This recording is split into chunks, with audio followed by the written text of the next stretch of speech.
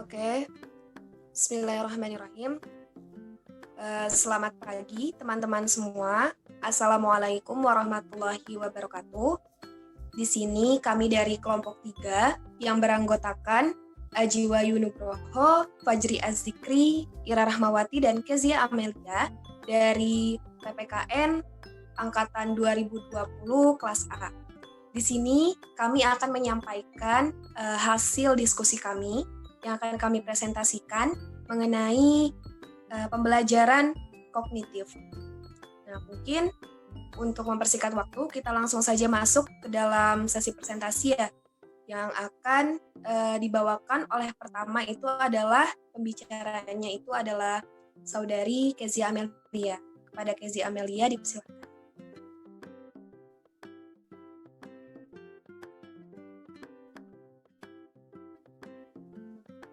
Ya, di sini saya akan menjelaskan mengenai teori. Apa itu teori? Jadi teori adalah serangkaian bagian atau variabel, definisi, dan dalil yang saling berhubungan yang menghadirkan sebuah pandangan sistematis mengenai fenomena dengan menentukan hubungan antar variabel, dengan maksud menjelaskan fenomena alamnya. Sedangkan belajar adalah rangkaian kegiatan atau aktivitas yang dilakukan secara sadar oleh seseorang dan mengakibatkan perubahan dalam dirinya berupa penambahan pengetahuan atau kemahiran berdasarkan alat indera dan pengalaman.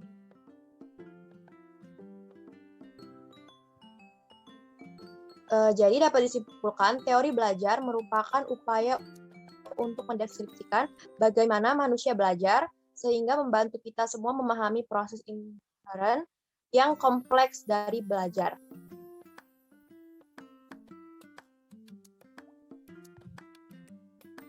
Selanjutnya ada teori belajar kognitif. Jadi teori kognitif belajar bukan hanya sekedar melibatkan hubungan stimulus dan respon, tetapi belajar juga pada hakikatnya melibatkan proses berpikir yang sangat kompleks. Di sini, pengertian dari teori kognitif tersebut adalah suatu proses atau usaha yang melibatkan aktivitas mental yang terjadi dalam diri manusia sebagai akibat dari proses interaktif, aktif, dengan lingkungannya untuk memperoleh suatu perubahan dalam bentuk pengetahuan, pemahaman, tingkah laku, keterampilan, nilai, dan sikap yang bersifat relatif dan berbatas.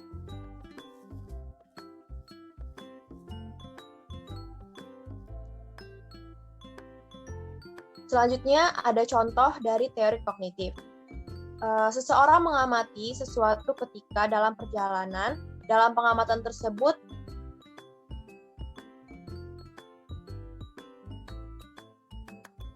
kepada temannya. Ketika dia menceritakan pengalamannya selama dalam perjalanan, dia tidak dapat menghadirkan objek-objek yang pernah dilihatnya selama dalam perjalanan itu, sehingga dia hanya dapat menggambarkan sebuah objek tersebut dalam bentuk kata-kata atau kalimat. Jadi di sini contoh dari teori kognitif tersebut, ketika kita menceritakan sesuatu hal yang pernah kita alami kepada teman-teman kita, tanpa kita menghadirkan objek yang kita ceritakan, namun hanya menceritakan dalam bentuk kata-kata. Itu disebut dengan teori kognitif. Nah, jadi di sini ada teori kognitif menurut Jean Piaget. Menurut Jean Piaget, pada awalnya ia ahli biologi dan dalam usia 21 tahun meraih gelar dokter. Ia berhasil menulis lebih dari 30 buku yang bermutu. Jean Piaget mengemukakan bahwa proses belajar akan terjadi apabila ada aktivitas individu berinteraksi dengan lingkungan sosial dan lingkungan fisiknya.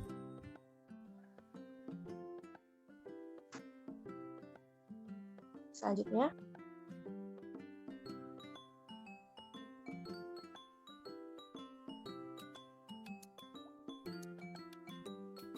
Ya, selanjutnya.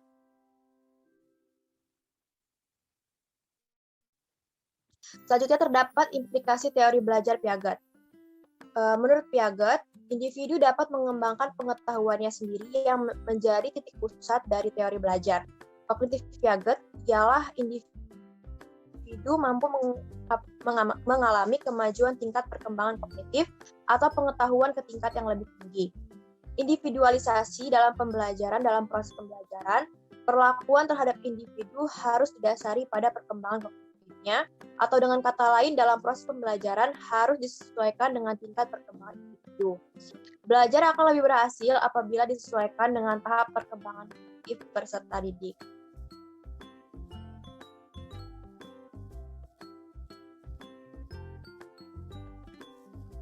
Yap, selanjutnya akan disampaikan oleh teman sekelompok saya. Saya serahkan kepada moderator.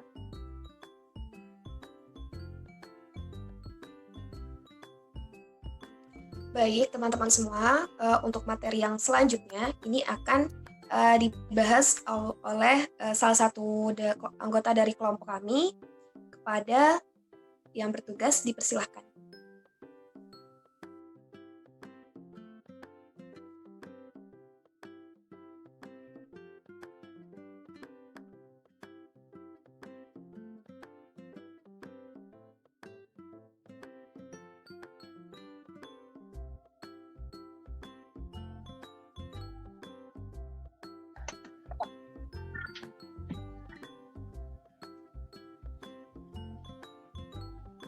Teori belajar Jane Bunker atau belajar penemuan.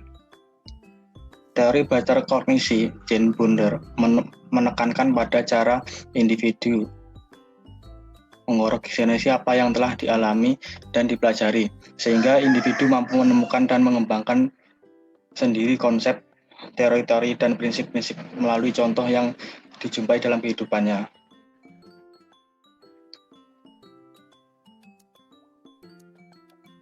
Fase praoperasional sampai usia 5 sampai 6 tahun disebut masa prasekolah. Fase operasi konkret pada taraf kedua ini, operasi itu interlazit. Fase operasi formal.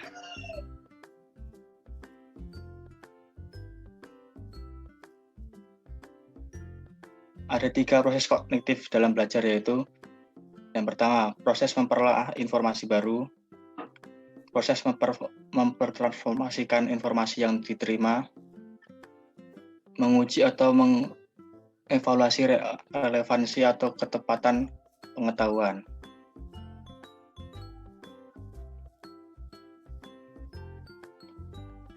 Aktivitas individu dalam mengalami perbedaan dalam proses pembelajaran harus menekankan pada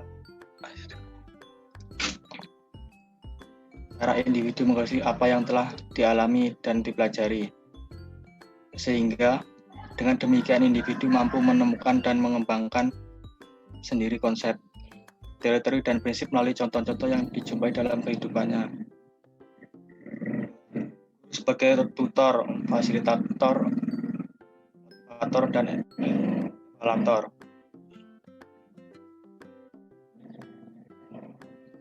Teori pembelajaran menurut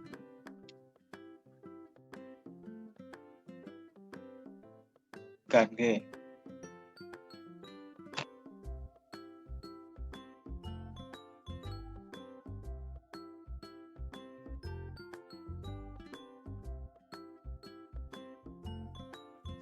Oke, menjelaskan teori belajar.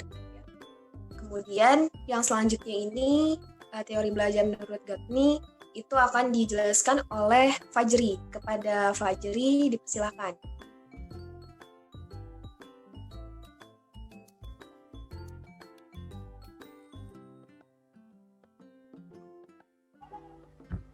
Oke, baik. Di sini akan saya jelaskan tentang teori belajar menurut Gagne.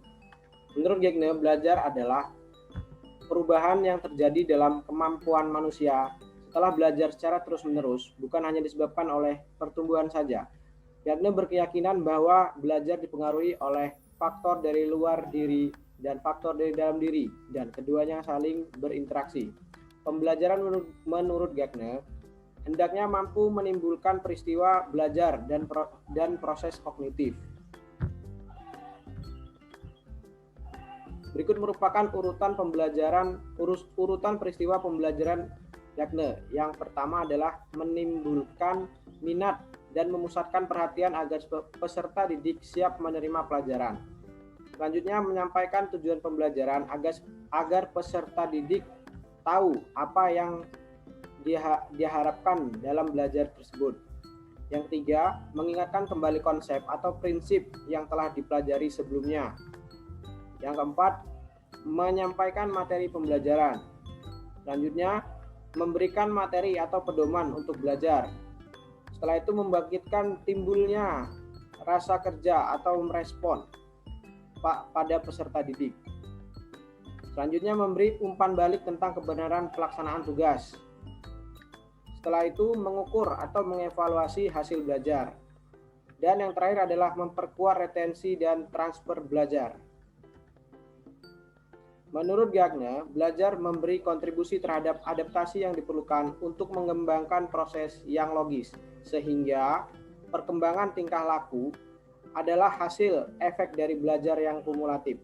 Lebih lanjut, ia menjelaskan bahwa belajar itu bukan proses tunggal.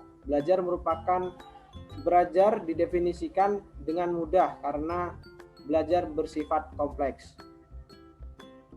Ada 5 kategori kemampuan belajar menurut Gagne. Yang pertama adalah keterampilan intelektual, strategi atau siasat kognitif, informasi verbal, keterampilan motorik, dan yang terakhir adalah sikap. Saya kembalikan ke moderator. Baik, terima kasih kepada rekan-rekanku sekalian yang sudah menjelaskan ya materinya masing-masing. Nah, mungkin untuk teori pembelajaran pemrosesan informasi ini akan saya sendiri yang menjelaskan gitu. Jadi, teori pemrosesan informasi ini digagas pertama kali itu oleh Gagne gitu. Jadi yang menggagas itu Gagne dengan mengambil mengambil beberapa nilai-nilai yang terkandung dalam teori kognitif Piaget. Nah, jadi teori pemrosesan informasi ini itu singkatnya atau sederhananya itu adalah berorientasi pada kemampuan seorang siswa atau peserta didik ketika dia itu memperoleh informasi. Kemudian bagaimana ia dapat ketika dia dapat informasi baru itu, ia dapat melakukan perbaikan gitu dalam kemampuan yang atau kapasitas dari dirinya.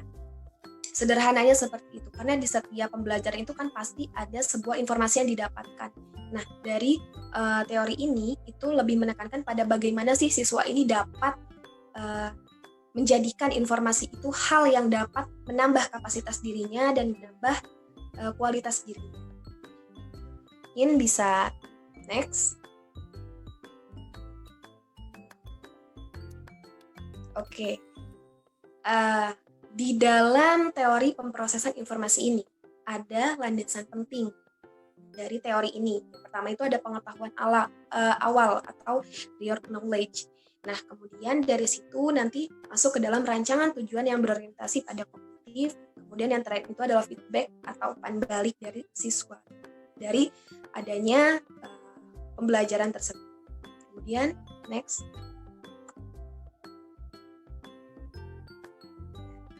Pembelajaran merupakan keluaran dari pemrosesan informasi yang berupa kecakapan manusia atau human capacities yang terdiri dari informasi verbal, kecakapan intelektual, strategi kognitif, sikap, dan kecakapan motor.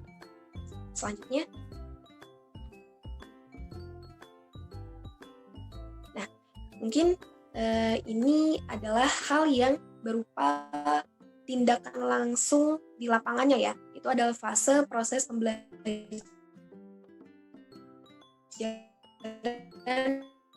menurut yang fase pemberian harapan kepada siswa bahwasanya siswa akan mampu memenuhi keingintahuan terhadap suatu pembahasan dalam pembelajaran tersebut. Kemudian yang kedua itu mengenai pemahaman atau pengenalan, di mana fase ini siswa harus memberikan perhatian pada bagian esensial suatu kejadian instruksional ketika proses belajar berlangsung. Kemudian yang ketiga ada proses atau fase pemerolehan. Nah, Fase ini, siswa memperhatikan informasi yang relevan sebagai wujud siswa telah siap menerima pelajaran.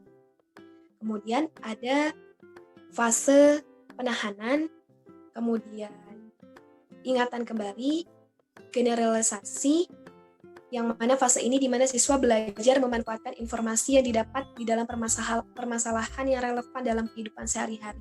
Ini cocok banget sih ya untuk kita yang notabene-nya itu nanti bakal berkecimpung di hal-hal yang bersifat sosial.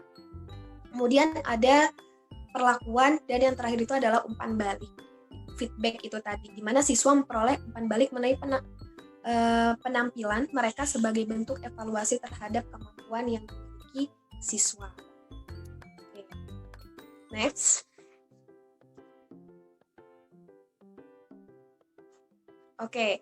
Mungkin karena di sini saya moderator dan di sini juga saya sebagai pembawa pemateri terakhir, maka di sini saya akan menyampaikan kesimpulan dari kelompok kami, di mana kesimpulannya itu adalah mengenai teori belajar ya. Teori belajar merupakan upaya untuk mendeskripsikan bagaimana manusia belajar sehingga membantu kita semua memahami proses inheren yang kompleks dari belajar, sedangkan teori kognitif adalah suatu proses atau usaha yang melibatkan aktivitas mental yang terjadi dalam diri manusia sebagai akibat dari proses interaksi aktif dengan lingkungannya untuk memperoleh suatu perubahan dalam bentuk pengetahuan, pemahaman, tingkah laku, keterampilan, nilai, dan sikap yang bersifat relatif dan berbekas.